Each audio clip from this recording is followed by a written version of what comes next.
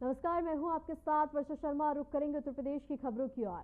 UP के मुजफ्फरनगर में संत स्वामी ज्ञान भिक्षुक दास महाराज की 65वीं पुण्यतिथि और सदगुरु समनदास महाराज की पूर्ण स्मृति में विशाल संत समागम और सत्संग कार्यक्रम आयोजित किया गया। इस कार्यक्रम में सीएम योगी आदित्यनाथ शामिल हुए और सोशल मीडिया पर सीएम योगी ने पोस्ट साझा कर लिखा कि श्रेष्ठ पूर्णिमा के अवसर पर आज संत स्वामी ज्ञान भिक्षुक दास जी महाराज की 65वीं पुण्यतिथि और अखिल भारतीय संत शिरोमणि सत्संग रविदास मिशन के संस्थापक अध्यक्ष सदगुरु समनदास जी महाराज की पूर्ण समर्पित में सनातन धर्म परंपरा के पौराणिक तीर्थ और मुजफ्फरनगर में आयोजित विशाल संत और पावन सत्संग में सहभाग का सौभाग्य प्राप्त हुआ। वहीं मंच से मौके पर सीएम योगी आदित्यनाथ ने क्या कुछ कहा है, आइए आपको सुनवाते हैं। ये मेरा सौभाग्य है सदगुरु रविदास जी महाराज की पावन जन्मभूमि क्षीर गोवर्धन काशी में, वहां पर प्रधानमंत्री मोदी जी की प्रेरणा से हम लोगों ने पहले वहां पर 14 के पहले, मोदी जी के आने के पहले वहां जाने का रास्ता बहुत संकरा था, सिंगल लेन का सड़क था। आज हमने वहां 4 लेन की सड़क से जोड़ दिया है। आश्रम को भव्य रूप दे दिया है, बहुत भव्य रूप दे दिया है। और आश्रम को भव्य रूप देने के साथ साथ सदगुरु रविदास जी महाराज की भव्य प्रतिमा स्थापना के साथ साथ अन्न क्षेत्र का निर्माण और रविदास जी महाराज के नाम पर सैकड़ों बीघा लैंड जमीन को खरीद करके वहां पर सदगुरु रविदास जी महाराज के नाम का पार्क और उनकी भव्य प्रतिमा की स्थापना का काम भी वहां पर आज मोदी जी की प्रेरणा से संपन्न हो चुका है। बहनों और भाइयों, इन दिव्य संतों ने समाज को एक राह दिखाई और वह राह एकता की राह है। वही राह है जो हमें सुरक्षा की गारंटी भी देती है, हमारा संरक्षण की गारंटी भी देती है, हमारे उत्थान का मार्ग भी प्रशस्त करती है और सम और विषम परिस्थितियों में हमें लड़ने की भी प्रेरणा प्रदान करती है। और यही तो कार्य सदगुरु रविदास जी महाराज की प्रेरणा को आगे बढ़ाने का काम किया है। इस सुख तीर्थ में संत स्वामी ज्ञान भिक्षुक दास जी महाराज ने, एक दिव्य संत थे। सुख तीर्थ भारत की सनातन धर्म की परंपरा का एक पौराणिक तीर्थ है। आज से नहीं, ये भागवत भूमि है। 5000 वर्ष पहले सुखदेव जी महाराज ने राजा परीक्षित को पहली भागवत की कथा इसी धाम पे सुना करके उन्हें मुक्ति का मार्ग प्रशस्त करने के लिए जीवन में भक्ति का, ज्ञान का और मुक्ति का क्या महत्व हो सकता है, इसकी प्रेरणा इसी पावन धाम ने करवाया था। जो भारत की सनातन धर्म की प्राचीन नगरी है, उस काशी में, क्षीर गोवर्धन में सदगुरु रविदास जी महाराज का आविर्भाव होना और उन्होंने अपने कर्म साधना के माध्यम से जो एक प्रेरणा वहां से दी, वह आज भी पूरे देश के लिए, हर श्रद्धालु जन के लिए एक मार्गदर्शक के रूप में काम करती है।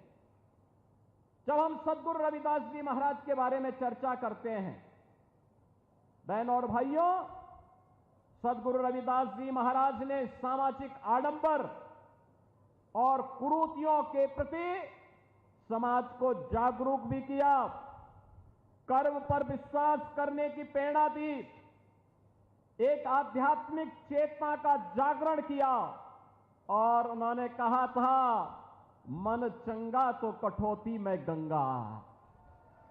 बहनों और भाइयों,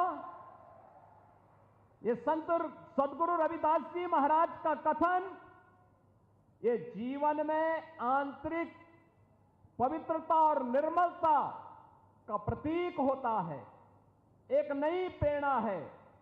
और इसीलिए उन्होंने सामाजिक बुराइयों से दूर रहने के लिए समाज को एक नई प्रेरणा दी। उस समय इस बात को कहा था कि ऐसा चाहूं राज में जहां मिले सबन को अन्न, छोट बड़ो सम बसे, रविदास रहे प्रसन्न। बहनों और भाइयों, कितनी दिव्य वाणी है, कितनी दिव्य वाणी है सदगुरु रविदास जी महाराज की। उन्होंने कहा, यह रविदास तब प्रसन्न रहेगा जब बिना भेदभाव के सबको समान रूप से अधिकार मिलेगा, सबको अन्न मिलेगा।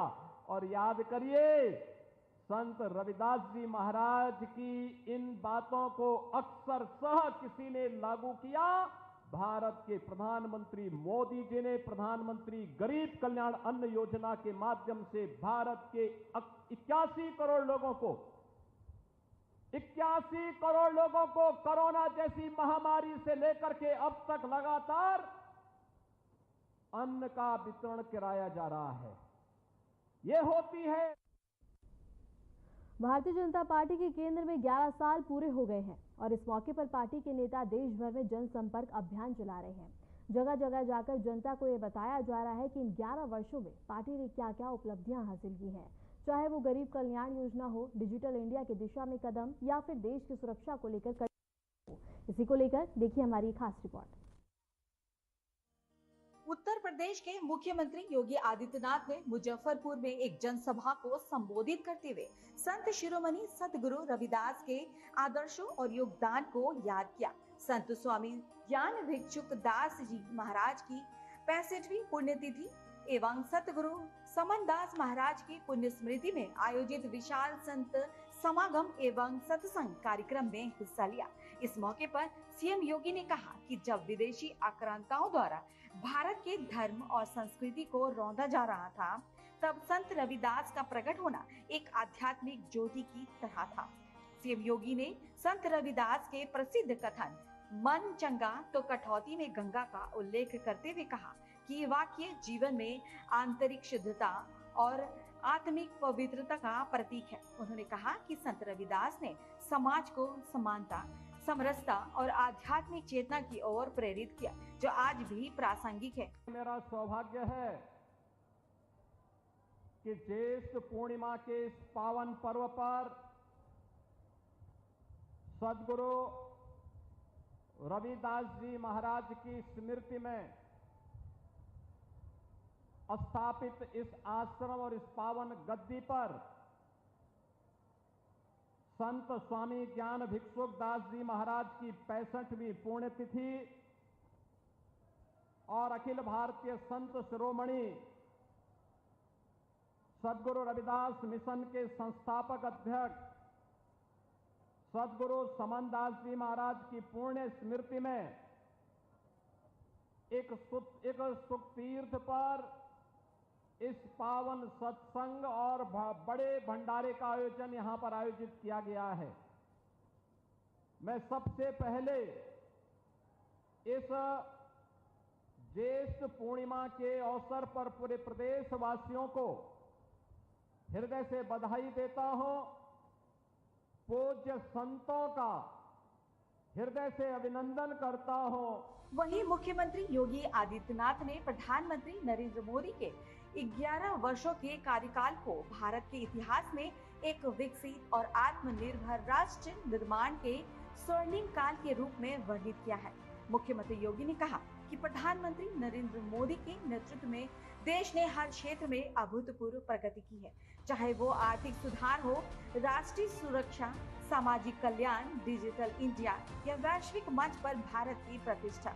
ये 11 वर्ष देश के नवनिर्माण, आत्मनिर्भर और आत्मविश्वास की मिसाल बन चुके हैं। उन्होंने ये भी कहा कि मोदी सरकार ने गरीबों, किसानों, महिलाओं और युवाओं के लिए योजनाएं चलाकर सबका साथ, सबका विकास को धरातल पर उतारा। आदरणीय प्रधानमंत्री मोदी जी के 11 वर्ष के कार्यकाल एक विकसित भारत एवं आत्मनिर्भर भारत के निर्माण के स्वर्णिम काल के रूप में जाने जाएंगे।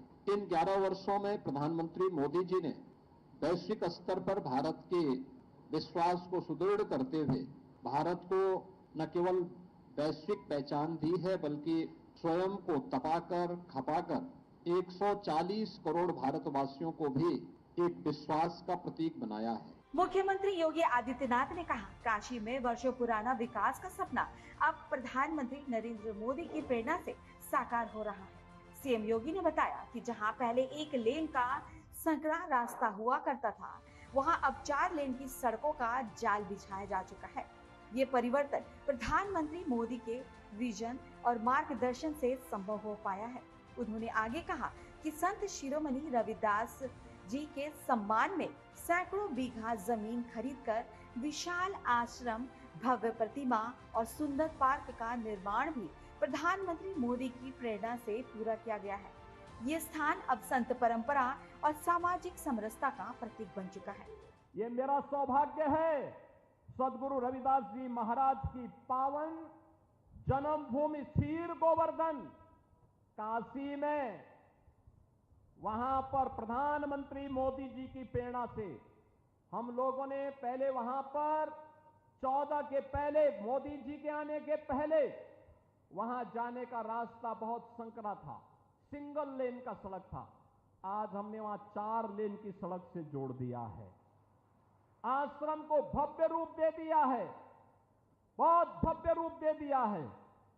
और आश्रम को भव्य रूप देने के साथ साथ सदगुरु रविदास जी महाराज की भव्य प्रतिमा स्थापना के साथ साथ अन्न क्षेत्र का निर्माण और रविदास जी महाराज के नाम पर सैकड़ों बीघा लैंड जमीन को खरीद करके वहां पर सदगुरु रविदास जी महाराज का के नाम का पार्क और उनकी एक भव्य प्रतिमा की स्थापना का काम भी वहां पर आज मोदी जी की प्रेरणा से संपन्न हो चुका है। प्रधानमंत्री नरेंद्र मोदी के नेतृत्व में बीते 11 वर्षों की विकास यात्रा को स्वर्णिम काल बताने वाले मुख्यमंत्री योगी आदित्यनाथ ने मुजफ्फरपुर में न सिर्फ संत परंपरा को नमन किया, बल्कि ये भी स्पष्ट किया कि आज का भारत एक आत्मनिर्भर और सशक्त राष्ट्र बनने की दिशा में तेजी से आगे बढ़ रहा है। काशी की धरती से लेकर गांव गरीब तक जो बदलाव हुआ है, वो प्रधानमंत्री मोदी के विजन, योजनाओं और जन भागीदारी का प्रतिफल है। सीएम योगी के अनुसार ये दशक आने वाले पीढ़ियों के लिए प्रेरणा और गर्व का अध्याय रहेगा और ये संदेश न सिर्फ राजनीतिक उपलब्धियों की जानकारी देता है, बल्कि भारत की आध्यात्मिक, सांस्कृतिक और सामाजिक चेतना को भी मजबूती से सामने रखता है कि सबका साथ, सबका विकास, सबका विश्वास के साथ बढ़ता Bharat. Bureau report, Aryan TV. 13 जून को मुख्यमंत्री योगी आदित्यनाथ का अंबेडकर नगर जिले में संभावित दौरा तय माना जा रहा है। अयोध्या मंडल के आईजी प्रवीण कुमार ने डीएम और एसपी के साथ कार्यक्रम स्थलों का निरीक्षण किया। सीएम योगी यहां बता दें कि शिव बाबा धाम में आयोजित कार्यक्रम में शामिल होंगे और उससे पहले शिव बाबा के दर्शन भी करेंगे। साथ ही श्रवण क्षेत्र धाम जाने की भी संभावना है। मुख्यमंत्री कई विकास परियोजनाओं का लोकार्पण और शिलान्यास भी कर सकते हैं। इसके साथ ही बता दें कि 13 जून को सीएम योगी आदित्यनाथ का अंबेडकर नगर का दौरा है और इसके साथ ही बता दें कि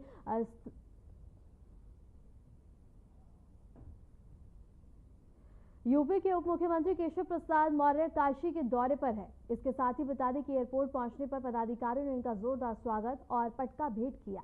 इस दौरान केशव प्रसाद मौर्य ने अखिलेश यादव और कांग्रेस पर निशाना भी साधा।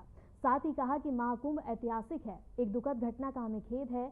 जिन परिवारों ने अपनों को खोया है उनके प्रति हमारी संवेदना है और पीएम और सीएम दुख जता चुके हैं। अब हम सिर्फ हथियार खरीदते नहीं हैं, बेचते भी हैं। वो युग समाप्त हो गया है जब योजनाओं के नाम पर लोगों की तिजोरी भरी जाती थी और अब यह सच्चा राम राज्य है। यह नहीं हो पाएगा, यह नहीं हो सकता। अब हम इससे बाहर निकल चुके हैं।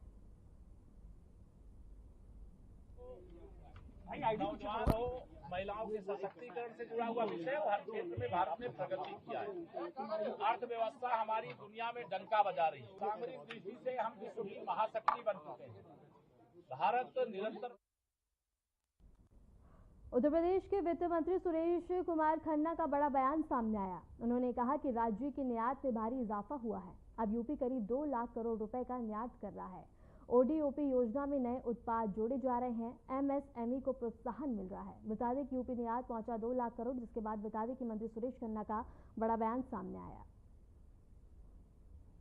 एक्सपोर्ट इसलिए बढ़ा, लगभग 2 लाख करोड़ रुपए का एक्सपोर्ट आज उत्तर प्रदेश कर रहा है। हमारा ODOP, one district one product, अब उसमें नई चीज़ें भी जोड़ने जा रही हैं। इसके साथ MSME को हमने तरक्की दी है। साथ ही साथ 5 लाख रुपए का लोन आज उत्तर प्रदेश युवा विकास अभियान के तहत दिया जा रहा है कि बिना ब्याज के 4 साल तक उसमें कोई ब्याज नहीं पड़ेगा और 10% मार्जिन मनी भी दिया जाएगा जो लोग उसमें प्रोडक्शन स्टार्ट करेंगे। और ऐसे पिछले यानी कि जनवरी 2025 से योजना लागू हुई, उसमें जो पिछले साल के बच गए थे वो भी। कांग्रेस नेता राहुल गांधी पर एक बार फिर सियासी तीर चला है। केंद्रीय मंत्री कमलेश पासवान ने राहुल गांधी पर पलटवार करते हुए कहा कि राहुल जहां जाते हैं वहां कांग्रेस का सफाया हो जाता है। उन्होंने दावा किया कि उत्तर प्रदेश, उत्तराखंड, बिहार और पश्चिम बंगाल जैसे राज्यों में कांग्रेस का नामो निशान मिट चुका है। इसके साथ ही कमलेश पासवान ने राहुल गांधी को मुद्दा विहीन नेता और इसके साथ ही बयानबाजी की। देखिए, राहुल गांधी जी के बारे में मैं क्या कहूँ, वो जहाँ जहाँ जाते हैं अपनी पार्टी को साफ कर देते हैं। चाहे आप यूपी गए देख लें, चाहे उत्तराखंड देख लें, चाहे बंगाल देख लें, चाहे आप बिहार देख लें, वो आदरणीय प्रधानमंत्री मोदी जी के नेतृत्व में आज 11 वर्ष हो गए काम करते हैं। भारत एक नई बुलंदियों पर है। भारत इस दुनिया की चौथी अर्थव्यवस्था बनने जा रही है। हम तीसरे अर्थव्यवस्था के सपना देख रहे हैं और आने वाले समय में आदरणीय प्रधानमंत्री मोदी जी के नेतृत्व में वो हम पूरा भी करेंगे। सरकार के 11 साल पूरे होने पर विपक्ष की तीखी प्रतिक्रिया सामने आई है। राज्यसभा सांसद रामजीलाल सुमन ने कहा कि इन 11 वर्षों में आम आदमी को सिर्फ निराशा ही मिली है। उन्होंने आरोप लगाया कि देश में आपसी तनाव और सामाजिक विभाजन बढ़ा है। सुमन ने केंद्र सरकार की नीतियों को पूरी तरह विफल करार दिया। मैं समाजवादी पार्टी का कार्यकर्ता हूँ। कांग्रेस पार्टी के नेता क्या कहते हैं मुझे इस बारे में कुछ ज्यादा लेना देना नहीं, लेकिन अखिलेश यादव के नेतृत्व में समाजवादी पार्टी ये ऐसा महसूस करती है कि इन 11 वर्षों में नरेंद्र मोदी ने आपसी रिश्तों को बिगाड़ा है। जन कल्याण का कोई काम ऐसा नहीं हुआ जिसके चलते कहा जा सके ये हमारी उपलब्धि है। आप लोग अभी जानते हैं आतंकवादी गतिविधियों को नियंत्रित करने के लिए सरकार ने एक लड़ाई शुरू की। पहलगांव में लोग मारे गए, आतंकवादियों का शिकार बनाया। आज तक हम लोग ये चिन्हित नहीं कर पाए तो आतंकवादी को। दूसरा मैं निवेदन आपसे करना चाहूंगा कि 1970 जब जम्मू कश्मीर में खत्म की हुई और नोटबंदी खत्म हुई तो इस सरकार ने मोदी के लिए कहा था कि हमने आतंकवाद की कमर तोड़ दी। आज हमारे देश में आतंकवाद है तो मोदी को उसकी जिम्मेदारी लेनी चाहिए। इनका कुछ मतलब नहीं है। आतंकवाद के नाम पर, देश को मुक्त कराने के नाम पर उन्होंने जंग लड़ी। एक फटकार के बाद अमेरिका के मोदी ने कहा युद्ध विराम हो गया और आज मोदी ये कहते हैं कि संघर्ष चलता रहेगा। तो मेहरबानी करके यही बता। बीजेपी सरकार के 11 साल पूरे होने पर महोबा में प्रेस कॉन्फ्रेंस का आयोजन हुआ। सांसद बाबूराम निषाद ने केंद्र सरकार की उपलब्धियां गिनाई और कहा कि भारत ने वैश्विक मंच पर अपनी ताकत का एहसास कराया है। उन्होंने ऑपरेशन सिंदूर का जिक्र करते हुए कहा कि भारत ने सैन्य ताकत और रणनीतिक दृढ़ता का प्रदर्शन किया। साथ ही बताया कि अब भारत डिफेंस सिस्टम और मिसाइलों का भी निर्यात कर रहा है। सांसद ने देश को चौथी सबसे बड़ी अर्थव्यवस्था की ओर बढ़ते हुए भी बताया। आज जब हमारी सरकार के 11 वर्ष पूरे हुए हैं तो निश्चित रूप से देश में आमूलचूल परिवर्तन जो हुए हैं, सरकार के माध्यम से गरीब जन कल्याण के जो कार्य हुए हैं, जो सुंदर शासन की परिकल्पना हम सब चाहते हैं वो भी दिखी है और इस देश को चहुओर विकास की ओर जब हम नज़र डालते थे 11 वर्ष के पहले तो अधूरा नज़र आता था विकास। आज हम कह सकते हैं कि पूरे देश में जन कल्याण के कार्य हो रहे हैं। देश में रोटी, कपड़ा, मकान, दवाई, शौचालय ये उपलब्ध हो रहे हैं। मूलभूत आवश्यकताओं के लिए जनता तड़प रही थी, लेकिन मोदी जी ने वो जनता की तड़प 11 साल में पूरी की है। जम्मू कश्मीर के मुख्यमंत्री उमर अब्दुल्ला यूपी के अलीगढ़ पहुंचे। इस दौरान ही उमर अब्दुल्ला से जब पीएम मोदी के कार्यकाल को लेकर सवाल किया गया तो अब्दुल्ला ने कहा कि मोदी सरकार की तारीफ की। जम्मू कश्मीर के पूर्व मुख्यमंत्री उमर अब्दुल्ला ने कहा कि मोदी सरकार के 11 साल पूरे होना एक लोकतांत्रिक प्रक्रिया का संकेत है। जनता ने 2 बार उन्हें मौका दिया है और ये एक सबसे बड़ी उपलब्धि है। अच्छा। लोगों ने वोट दिए, 2 बार लगातार जो है रीइलेक्ट हुए हैं। अब देखें इस टर्म में कितना होता है। टूरिज्म को तो धक्का पहुंचा है, इससे कोई इनकार नहीं कर सकता, लेकिन कोशिश हमारी है कि संभल के इचौरा गांव में बने श्री कलिक धाम में आज शिला स्थापना महापर्व बड़े ही धूमधाम से मनाया गया। इस मौके पर द्वारका शारदा पीठ के शंकराचार्य स्वामी सदानंद सरस्वती ने पूरे विधि विधान से शिला स्थापना की। उन्होंने कहा कि हमारे धर्म ग्रंथों में साफ लिखा है कि भगवान कलिक का अगला अवतार यही संभल की धरती पर होगा। यह उनका संभल में पहला दौरा था, जहां आचार्य प्रबोध कृष्ण ने उनका आत्मीय स्वागत भी किया।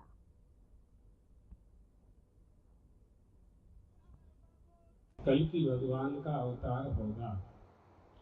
कलियुग इसके पहले भी आया था,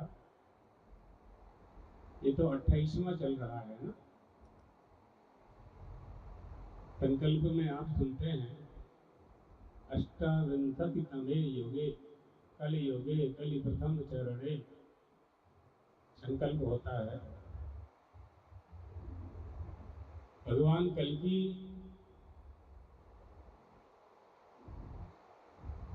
जो हमारे 24 अवतार हैं, उन अवतारों में बुद्धावतार के बाद भगवान कल्कि का अवतार होता है। ततः कलौ संप्रवृत्ते सम्मोहाय सुरद्दशाम बुद्धो नामना जनसुतः कीकटेषु भविष्यति। ये बुद्धावतार है। कीकट क्षेत्र में, कीकट क्षेत्र आएगा गया से लेकर के मगध तक, पूरा कीकट क्षेत्र है।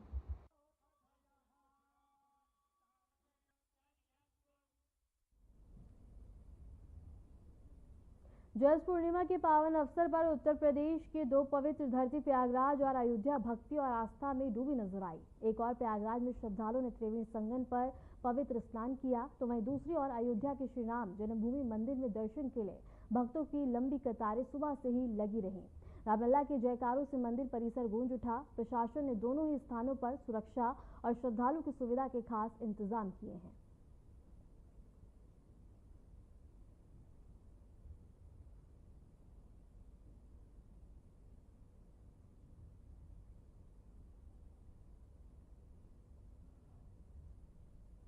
यूपी के देवरिया से एक ऐसी घटना सामने आई है जो रिश्तों की मर्यादा, युवा जुनून और बीमार मानसिकता की तहरीर देती है। एक तरफा प्यार, बहन को बार बार कॉल करने की जिद और भाई की आग बन चुकी शर्मिंदगी का नतीजा एक हत्या बना। इसी को लेकर देखिए हमारी खास रिपोर्ट। देवरिया में बीए के छात्र आदित्य उर्फ सूरज गौड़ की नृशंस हत्या के मामले में सनसनीखेज खुलासा हुआ है। पुलिस के मुताबिक प्रेम प्रसंग में आदित्य की हत्या को अंजाम दिया गया है। बीए के छात्र आदित्य उर्फ सूरज गौड़ को 3 लोगों ने मिलकर ऐसी बेरहमी से मौत दी कि सुनकर भी रूह कांप जाए। 8 जून की रात थी। 22 साल का आदित्य अपने गांव में रोज की तरह खाना खाने के बाद टहलने निकला। फोन पर बात करते हुए सड़क किनारे बैठा था कि तभी पीछे से 3 लड़कों ने उसे घेर लिया। वो कोई अनजान नहीं थे, गांव के ही नितेश गौड़, उसका चचेरा भाई राकेश और दोस्त रितेश यादव। तीनों आदित्य को घसीटकर खेत में ले गए और वहां शुरू हुआ वो खौफनाक खेल जिसकी कल्पना भी डरावनी है। सीना, गर्दन, पेट और पीठ, शरीर का कोई हिस्सा नहीं छोड़ा गया। एक के बाद एक वार किए गए, जैसे खंजर से नहीं, गुस्से से, अपमान से, जलन से काटा जा रहा हो।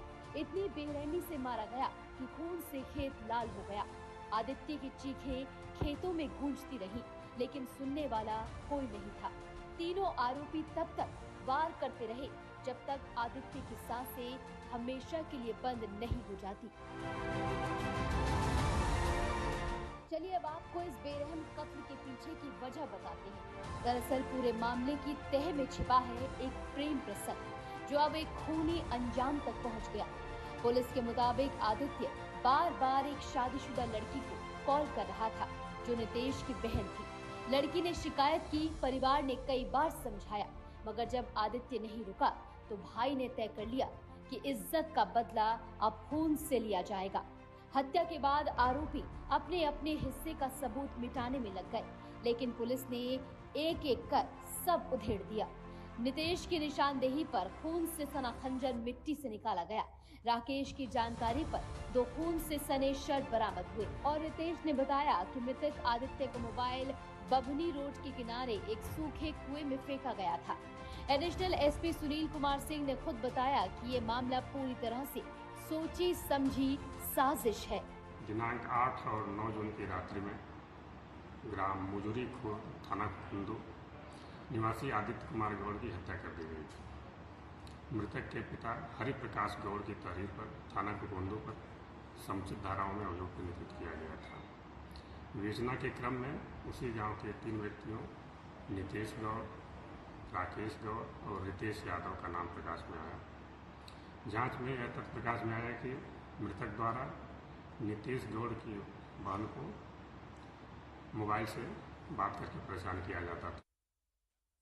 फिलहाल के लिए खबरों में इतना ही और ऐसी देश